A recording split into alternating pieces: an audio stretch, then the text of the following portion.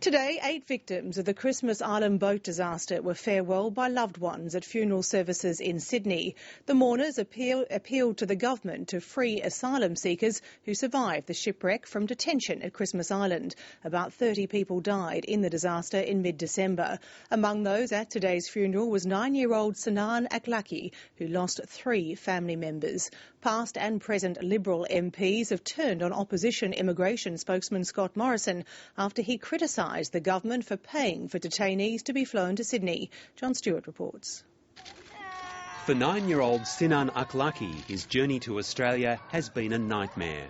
He survived the Christmas Island boat disaster but lost his mother, father and brother.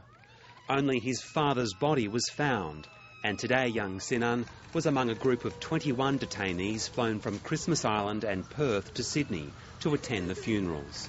Sinan's cousins were also there to support the young boy. He just kept saying, "Leave me alone, I just want to go to my father, I just want to see him, I just want to see him."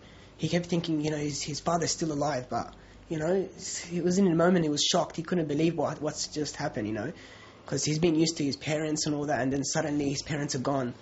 Sinan's relatives are concerned about his mental state and want him moved to Sydney to be closer to his extended family. I really wish if he can bring us in a community and we can take him out to the park, to the school, to the pupils, so he can communicate with the people.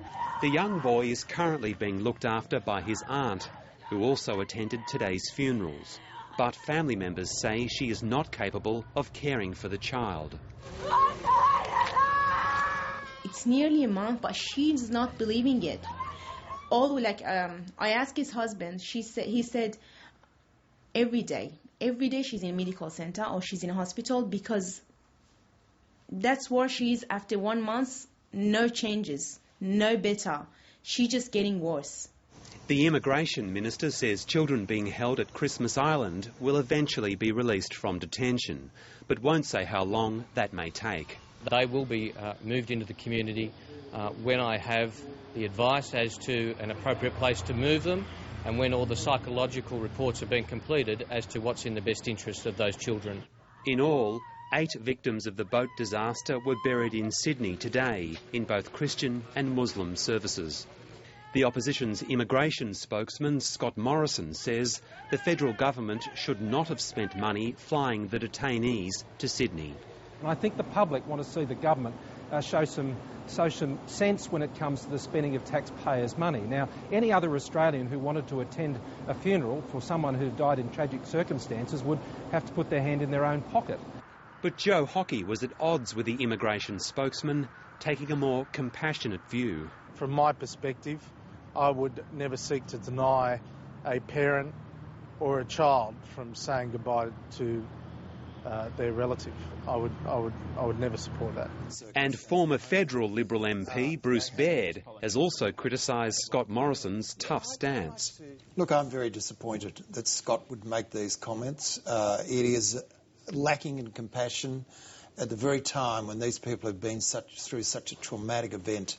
A view shared by the Foreign Minister. These may not be folk who are known to anybody in Australia, but they are human beings. They are part of God's creation, and therefore every person should be treated with utmost respect. Last year, the federal government announced that children and families would be moved out of immigration detention and into community accommodation.